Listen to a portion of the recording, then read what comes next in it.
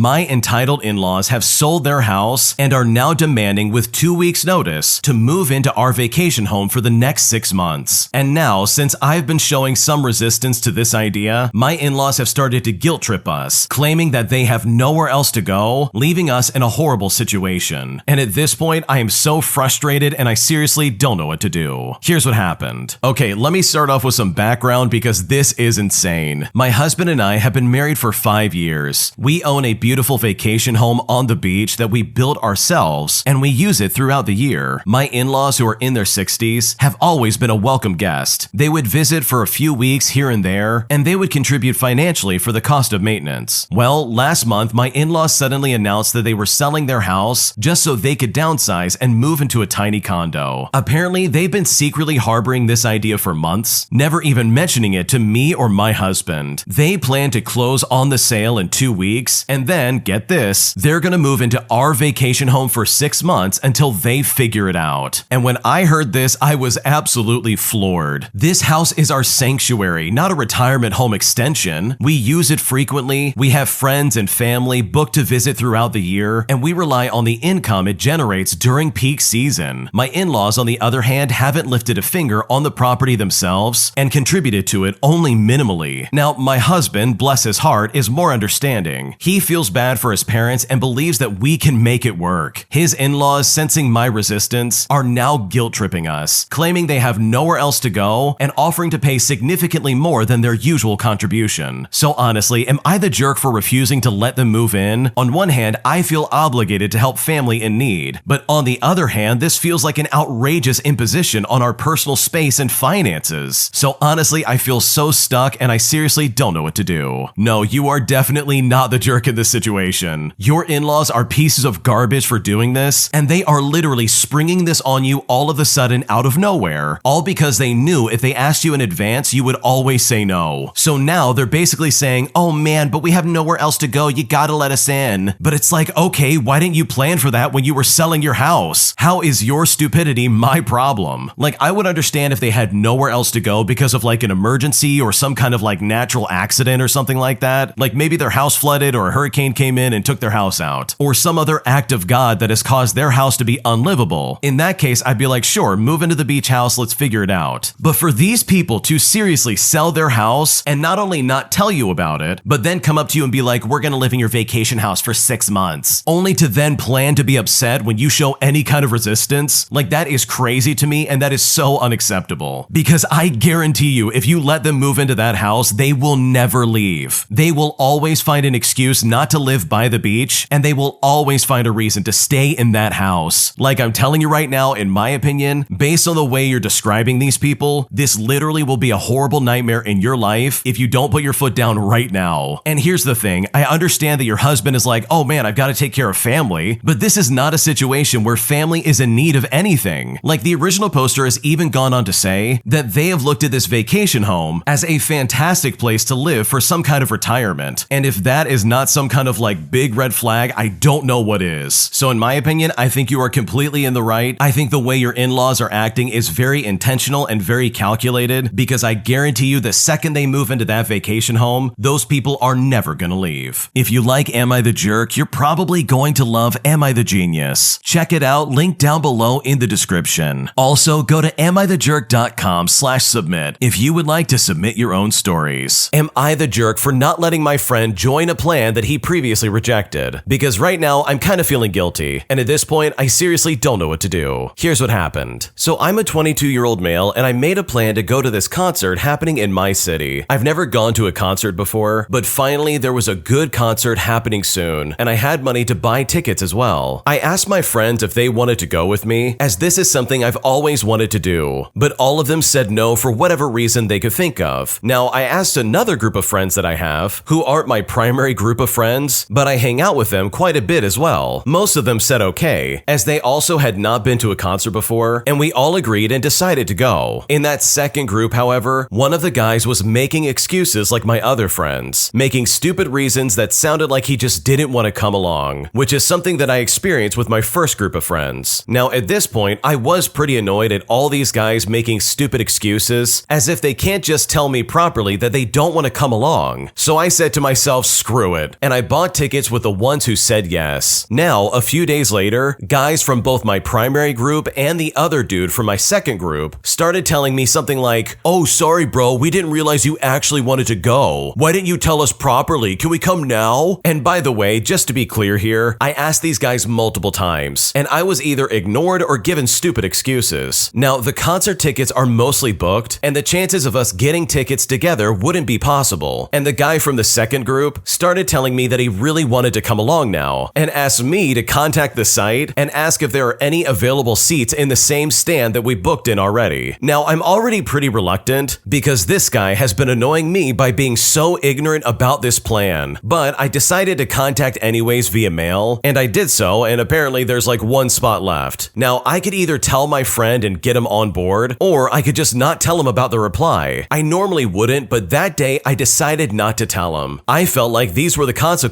of his own actions, and that I shouldn't need to go out of my way to help when he was being such a little jerk about it. Furthermore, if I do help him get the ticket, my other friends from my primary group would find out and could probably start thinking as to why I didn't invite them first, and instead invited this other guy. So I decided to tell neither, and I just didn't do anything. So now nobody extra will be coming along, and I'll now be only going with people who wanted to go in the first place. So honestly, does all of this make me a jerk? What should I do? I don't think this makes you the jerk at all. Literally all your friends are adults. It's not your job to explain that yes, I'm being serious, and yes, I want to go to this concert. Like, from the sounds of it, they were being like super immature and like super weird about it, and so I completely understand you being like, okay, I'm gonna ask another group. Because in my opinion, if you're gonna go to a concert with a group of friends, at least go with a group who actually wants to be there, and not with people who are just gonna make your life miserable the entire time. So in my opinion, I don't think you did anything wrong, and I think that if they really wanted to go to that concert, they would figure it out themselves. My fiance wants to continue splitting bills evenly between us, even though he experienced a significant pay raise. And I'm honestly at this point very frustrated, and I seriously don't know what to do. Here's what happened. Okay, so my fiance and I established an agreement when we moved in together. He handles the rent and I take care of the utilities, and we both take care of our own personal bills. Our bank accounts are separate, but we share a phone plan. He covers his credit card and company vehicle expenses, while I handle my car payment, my insurance, and utilities, as well as groceries and debts. We've been together for 9 years, and our incomes used to be relatively equal, with me working overtime to match his earnings when I had a lower paying job. Over time, our incomes fluctuated due to various circumstances. I worked full-time while attending school, and he experienced a period without a job. Throughout, I've shouldered the majority of household responsibilities, probably 95%, including dinner. Now our careers have stabilized. He secured a higher paying job through a friend's recommendation, with a salary about $10,000 more than his previous one. He worked hard to get subsequent promotions, and his salary ended up being triple mine, with quarterly bonuses factoring into it. Eventually, I also landed a better paying job, and now his income is about 2 times as much as mine. Throughout all of his pay increases, our financial agreement remained unchanged. Recently, during a discussion about wedding expenses, I mentioned my lack of disposable income this paycheck, all due to paying off debt from booking a wedding vendor. I explained the challenges of budgeting for daily expenses with minimal leftover, and how he wouldn't understand, because once he pays rent out of one check, he essentially has the second check, and his bonuses are disposable income. His response shocked me. He said to me, "Find a better job if you can't pull your weight." Now honestly, I feel disrespected, especially considering our history and the fact that I've been there during tough times. I confronted him about what seemed like a shift in his mentality. I thought he had a provider mentality, and the only reason we were 50-50 was because of our respective incomes. I assume he thinks it's not fair to bust his butt to get raises, and for me to expect more. He must be feeling sorry, but despite his attempts to be nice since then, buying food and offering gestures, I'm left feeling unsure about our relationship. We are approaching our wedding in 9 months, and I'm contemplating individual therapy just to discuss with someone that doesn't know us. I'm also questioning if this is a red flag for our future. I worry about potential expectations regarding work, as well as childcare responsibilities once we have kids. I do know his mom didn't work growing up, and he has previously told me that his family struggled because of it, so I am a bit empathetic. I don't expect him to take over all of my bills all of the sudden, but if we shared an account, or even if he took over one utility bill, it would take some of the stress off of me. And honestly, right now I'm wondering if I'm overreacting, or if this situation calls for reconsidering the wedding. After 9 years, it's not a simple decision, but I feel like he views our relationship as somewhat transactional. And at this point, I seriously don't know what to do. Honestly, it kind of seems like you need to talk to him and be like, hey, I need some help with this. It seems like you have a lot on your plate, and I kind of get the vibe that if he just stepped up to the plate and helped out, things would get easier for you. So in my opinion, talking to him and figuring this out wouldn't be a bad idea. And hopefully when you do, things work out for the best. Am I the jerk for not inviting our homeless sister on a family trip, all because I simply want to break from her as well as her kid? Here's what happened. My husband is very close to his family. His parents are awesome, and we've spent a lot of time with them over the years that we've been together. He is close to his older sister, who for the most part, I've also had a good relationship with. When I got pregnant with my first child, my sister-in-law wanted us to have children together, so she very quickly jumped into a relationship with a man that she met online. Within a year, they had squandered over $200,000 she had received in a settlement on expensive rental homes, a very fancy car and new wardrobes, as well as a half a dozen or so trips. He also had a significant substance problem, which created a lot of debt. Shortly after I had my first kid, she was pregnant, and our children are about a year apart. Finally, this year, after 3 years, she left her boyfriend with a significant amount of debt, a toddler, as well as nowhere else to go. She moved in with my in-laws until she could find a place to live. It's been over 6 months and she still continues to waste money frivolously, isn't working towards finding a new home, and has been relying on them to provide free full-time care. This is taking a major toll on them and means they are often too tired to spend time with our grandchildren. Both my in-laws and children lament this lost time, but they are kind of stuck until my sister-in-law gets back on her feet. A few months ago, we came into a small amount of money, and most of which we used for home repairs and some for savings. My husband offered to loan his sister first and last for a nice but modest first-floor apartment, but she declined because she wouldn't want to live in a dump and wants a high-end condo instead. But the offer is still on the table if she chooses. Now, last week, my boss offered me some unexpected PTO. My husband suggested that we take our kids on a beach vacation, and I suggested that maybe we could take his parents. They would get a much-needed break, and our kids would get the time together they miss. They were elated and they agreed. Well, my sister-in-law is furious at not being invited and suggested that we use the money we offered her to be used to pay for her trip. But we said no. The thing is, not only do we just want some alone time with my in-laws and kids, but she also has a habit of leaving me with her child for lengthy periods of time while she goes to smoke or do other things. I understand being a mom or single mom is a lot of work, but I'm a mom too, not just a free babysitter. So are we being jerks for dictating what that money is for? What should we do? I do not think you're the jerk at all because honestly, this is your money. You get to decide what you want to do with it, and no one's going to tell you how to spend it. Also, you're under no obligation to invite her or even pay for her trip. Like if she wants to dig into her own pockets for once and pay for her own trip, then by all means go for it. But for her to expect you to pay for it all because the money's available, instead of using that money to get a condo or some kind of like one-bedroom apartment, honestly just speaks volumes to the type of person that your sister-in-law really is. And I think you're completely justified to say no and not allow her to come on this trip. My boyfriend's mother wants to live with us permanently even after me and my boyfriend get married. And right now, I'm seeing no resistance from my boyfriend with this idea, and I feel very stuck and unsure about what's going to happen, and I now seriously don't know what to do. So me and my boyfriend have known each other since 2018. I'm 25 years old and he is 28 years old. We've been in a relationship since the past 4 years, and I moved to Canada from India around 1.5 years ago, and he moved around 2 years ago. Our relationship has been ideal. We both love each other, we travel, we have fun. I do see my future with him, and I want to get married to him in the next 1 to 2 years, and he wants to as well. Now, there are a couple of issues that we are facing. His dad passed away when he was in college because of an accident, and he doesn't have any siblings. It is just him and his mom. His mom used to work, but left her office because she wanted to move to Canada just so she could live with him permanently. Now, my boyfriend used to think that I will live with him and his mother at his house after our marriage, but I made him understand around 2 years ago that I like being independent and I like my privacy, and I don't see myself living with his mother permanently all my life. I know how important his mother is to him, so I propose that when we get married, we move to a different house that is nearby to his mother so he can still look after her while we have our own life and our own privacy. He liked the idea and understood where I was coming from. him? Well, his mother came to Canada on a super visa 10 days ago, and it hasn't been very good. They had the marriage conversation, and apparently she doesn't like me and my family. We are both from very different religions, and she absolutely hates the idea of living in a different house than my boyfriend after marriage, even though my boyfriend moved out of their house in India after the 12th grade, and they both have been living alone in India, meeting on weekends and holidays. She thinks that my boyfriend is throwing her away and doesn't care about her. My boyfriend and I also have plans to move to the United States later on, also we can have better software engineering opportunities. When he told her that even if she lives with him now, she can't move to the US permanently because of visa issues, and that she can only live 6 months at a time. Well, she told him to let go of the USA plans and to stay in Canada with her. So now I don't know what to do. I don't get why living in a different house sounds so bad to her. It will be the same city, probably like 10 to 15 minutes away at max, and I don't even mind if she is living with us for the whole 6 months in the United States, or even if she lives for some months with us in Canada. I am not trying to be insensitive, but I just don't see myself living with him and his mother forever. But I also don't want this to be the end of our relationship. We both love each other too much, and my boyfriend is not the issue. He understands where I'm coming from and wants to do the right thing. He gets that we will be more happy living alone on our own, but doesn't want to throw away his mother. So honestly, I'm at such a loss and I seriously don't know what to do. Honestly, I know you say that your boyfriend is not the issue, but in my opinion, he absolutely is. First of all, you're not crazy for not wanting to live with your mother-in-law for the rest of your life. Like, that seems like a pretty reasonable reaction in my opinion, and I know if I was in your shoes, I would feel the exact same way. It's not that you're throwing them away or you don't care about them. Like, of course you do. That's not part of the equation in this instance. Instead of this being a situation where you don't like the mother-in-law and you don't want her around, in my opinion, this is more of a situation about privacy than anything else. If I was going to get married to my partner and I knew this was part of the package deal, where he would be expecting his mom to live with us even after we get married, I would definitely be very hesitant in moving forward. Now, I'm not saying that you shouldn't marry him, but I do think it's important to consider what's actually happening right now. Because in my opinion, if you don't put your foot down now, then this is going to spiral out of control in a way that you really don't want to deal with. And I really think that that line in the sand really needs to come from your boyfriend and not from you. You can certainly voice your opinion, but at the end of the day, this is your boyfriend's mom, and he really needs to be the one to say, no, you can't live with us. Because honestly, this sounds like an awful thing to let slide in your relationship. And I just know that I would not be happy if I decided to go this route. Am I the jerk for telling my sister that she is the last person I would ever want my wife to be like as a parent? Because right now she is getting on my last nerve, and at this point I seriously don't know what to do. My sister is 8 years older than me, and she has 5 kids while my wife and I only have 1 kid so far. I don't have the best relationship with my sister, and we don't interact all that often. At best, we might see each other 5 times a year, and our number of interactions vary. The reason I feel this way about my sister is that she has a huge superiority complex, and she also likes to rule over other people. She's been like that since we were kids, and being so much older than me, she always felt like she could tell me what to do, or that I had to emulate her. It used to bother her so much that we were nothing alike. Things got so much worse after my wife and I became parents. My sister has never actually wanted her kids to know me that well, and she kept them away for the most part, and even if we were around each other, she kept them very close to her. She said it was because I was too disrespectful of her. Despite this, she feels that she has the right to try and pressure my wife and I to parent her way. My wife quit breastfeeding after it started to impact her mental health, and I was so glad. I remember our parents were so worried about my sister with her oldest 2 because she was driving herself to the brink by forcing it when she struggled. One of our parents used to stay the night when her husband was working nights because they were so worried about her. She even threatened to sue our parents and her doctor over the suggestion of introducing formula. She accused them of trying to make her a bad mother, and this is despite the fact that she ignores her other kids when she's like that. Now, I never wanted my wife to end up like that, so I was happy when she put her mental health first. My sister tried to shame her, but I quickly stepped in and I put a stop to her. I even talked over her until she quit opening her mouth, and that honestly took several minutes just to do. This was at our parents' house, and she tried to approach my wife afterwards, but my wife simply walked away. Once I heard my sister spewing more garbage, I told my parents that we needed to leave, but they actually made her leave instead. My sister tried to get in touch with my wife via social media, but they aren't social media friends, and my wife has DMs set to private. We then saw each other at Christmas Christmas, and this time she started in on us for cuddling our child too much, and because our child is almost 1 year old, she felt that it was too big to be constantly giving affection to. She didn't get to say everything because I stopped her again, and our parents told her to leave if she couldn't behave. Well, she hated being shut out, so she approached me and told me she is trying to help my wife be a better mom and to be more like her. She told me she's the best kind of example for my wife to follow, but I told her I pitied her if she actually thought that was true, because she is the last person that I would want my wife to emulate as a parent. Well, as you might be able to guess, my sister freaked out and I walked away from her, but she showed up several more times calling me disrespectful and saying that I have always treated her like garbage. So honestly, am I the jerk in this situation? What should I do? No, you are definitely not the jerk. Your sister is incredibly intrusive, and she really does come off as very narcissistic. Like she's trying to tell you and your wife how to manage your child. Meanwhile, she's trying to act like this perfect example of how to be a mother. And it's like, what are you talking about? That is definitely not true. So good for you for putting your foot down, because this behavior has seriously gone on long enough, and the way your sister was acting is completely inappropriate. When you subscribe, make sure to hit the bell to turn on notifications. To finish listening to all the stories, check out the playlist at the top of the description. And if you want some chill music to put on in the background, check out easymode.com. If you like Am I the Jerk, subscribe to Am I the Genius. Everything will be linked down below in the description.